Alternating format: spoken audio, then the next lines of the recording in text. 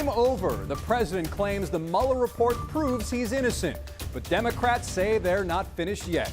They are demanding access to the full Mueller report without any restrictions. And I'd like to report a tiger. Probably the weirdest dispatch call in Houston. You have to hear it. And if you're tired of all the dog hair all over your floors and couches and clothes, maybe it's time to put your dog in a onesie? We find out if the Shed Defender is worth it as the news starts right now. In this report is nothing less than a national scandal. And this report is far from the end.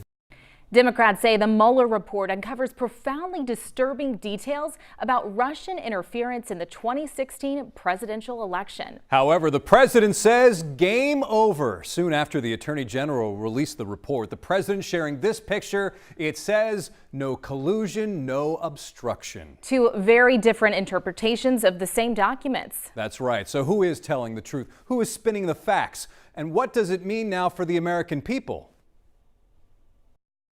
This hoax that should never happen to another president again. President Trump hailing the Mueller report as it went public. No collusion, no obstruction. I'm happy. There never was, by the way, and there never will be. The 400-page report was delivered to Congress on a CD-ROM, nearly 2 hours after Attorney General William Barr laid out the findings. The special counsel confirmed that the Russian government sponsored efforts to illegally interfere with the 2016 presidential election, but did not find that the Trump campaign or other Americans colluded in those efforts. But on the issue of obstruction, the report noted, if we had confidence after a thorough investigation of the facts that the president did not commit obstruction of justice, we would so state. However, we are unable to reach that judgment. The report points to 10 episodes of possible obstruction, including the president's firing of FBI Director James Comey. And it suggests that the president tried to seize control of the Russia probe. When the president found out a special counsel had been appointed, he told then Attorney General Jeff Sessions, "Oh my God, this is terrible. This is the end of my presidency." The report adds at one point, the president directed then White House counsel Don McGahn to call the acting attorney general and say Mueller must be removed because of conflicts of interest. Democrats want the full unredacted report and to hear from Mueller directly. I think it was probably written with the intent of providing Congress a roadmap. Attorney General Barr says he will allow congressional leaders to see a less redacted version of the report. The Attorney General is also scheduled to testify publicly before the Senate Judiciary Committee next month. And we are getting more reaction. One former federal prosecutor from Houston calls the Mueller report chilling and a poor reflection on our political process. He also says the report raises a lot of extra questions. Adam Bennett sat down with the now defense attorney. Adam. Well, Jason and Grace, Philip Hilder has met Robert Mueller. He describes him as fair, thorough, and a straight shooter, qualities that he says are reflected in this report.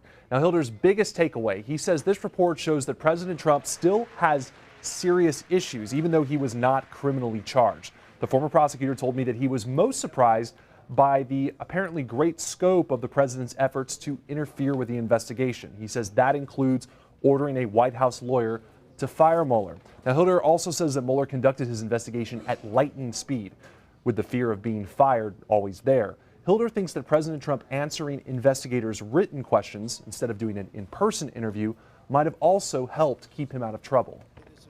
Quite frankly, when you read the report, if it were applying to anybody other than the president, they would be indicted for obstruction of justice. I think what saves the president in this case is that he is the president, and Justice Department policy does not allow the prosecution of a sitting president. Now, the Houston attorney also believes that the report would be more complete if Mueller had more time and more support from the administration. Now, he also thinks that the redacted portion suggests that there could be investigations or even charges yet to come. Where he sees those findings heading next and why he says neither of the major political parties or really anybody should be celebrating, that's coming up at 5. Jason? Thank you, Adam. This may be a never-ending story, and to read the redacted version of the Mueller report, just head to KHOU.com. Also, their analysis from experts and more reaction from members of Congress. Turning to weather now, the clouds stuck around for a bit after the thunderstorms moved out, but the sun is finally peeking through. Yes, and all we need right now, Blake, is a good stretch of weather. That's all we need. Done. Yes, Nice. thank you. Thank Hey, you. you know That's what? simple. Tomorrow and Saturday and Easter Sunday shaping up to be one of the banner weekends that we've seen here across the Houston Love it. area. So we love that. I worked hard on that. Take a look at my Twitter account. You'll see me working really hard at my desk earlier this afternoon. There's a look at the satellite right now. We are tracking one little tiny band of rain out to the north and west of Conroe. So if you're out there in Huntsville, Conroe, Montgomery, out towards Lake Conroe, Anderson in southern Grimes County, or even out towards Waller, if you're headed out 290, you are likely going to run into a few showers. But that is the last of the Mohegans right there. Once this pushes through, it is over, and the skies are really going to clear out nicely. In fact, our temperatures are going to drop down into the 50s tonight. It's going to be nice and cool when you wake up tomorrow morning. In fact, taking a look across the state, hardly anything going on back out across West Texas, a sign of things to come. This picture here is only going to get better with time. We'll have your full forecast and look at Easter Sunday coming up in just a few minutes. Looking forward to it. Thank you, Blake. Flood victims in the Cypress area are behind the idea of building tunnels to carry floodwater away from their homes. The water would flow underneath some of the area's busiest roads. Jason Miles is live along Cypress Creek with what some residents are saying. Jason. Hey there, Grace. We've talked about so-called flood tunnels before. They appear to be getting even more support now among people who live along very flood-prone Cypress Creek here. In fact, the Cypress Creek Flood Control Coalition, that's a group, recently heard from an engineer who explained how flood tunnels work. In this case, they'd be built below Highway 249, the Tomball Parkway, then run along the Beltway all the way into Lake Houston. That's where the water would be dumped. Of course, all of this is just an idea right now, but Coalition President Richard Smith, whose property has flooded 6 times in the last 15 or so years, believes a major fix along Cypress Creek is long overdue. The main channel out there, and the entire length of it, 60-some miles, is past conveyance capacity, and new development upstream is resulting in greater runoff, both in speed and volume. The Harris County Flood Control District previously received a grant to study the feasibility of flood tunnels, which would be built in some cases hundreds of feet underground. As you might imagine, though, it would not be done on the cheap. In fact, it could cost in the billions of dollars. Back here live over Cypress Creek, I can tell you I'll get more into the cost and exactly how flood tunnels work. That's coming up at 6 o'clock tonight. For now, we'll send it back to you, Grace. Very interesting. Thank you, Jason. And now to our top 4 stories at 4, starting with a house fire caused by a tree falling during storms overnight, forcing 3 kids, a pregnant mom and her husband, to run out of their home. This was around 4 this morning in the Cy-Fair area on Crooks Way Court.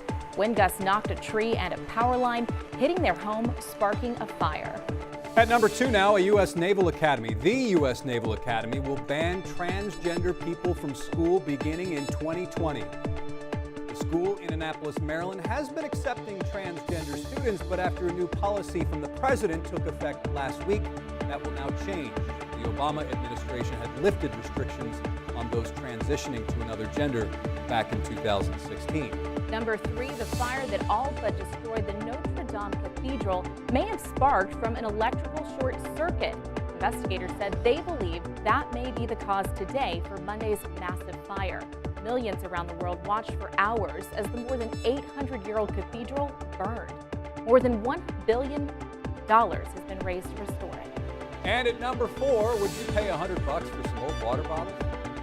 Maybe if you stick a Ralph Lauren logo on it, it becomes fashion. Yes, Ralph Lauren recently launching the Earth Polo. It's a shirt entirely made out of recycled water bottles. It's also used with a dyeing process that doesn't waste any water either, so that's good news. And kids studying science and technology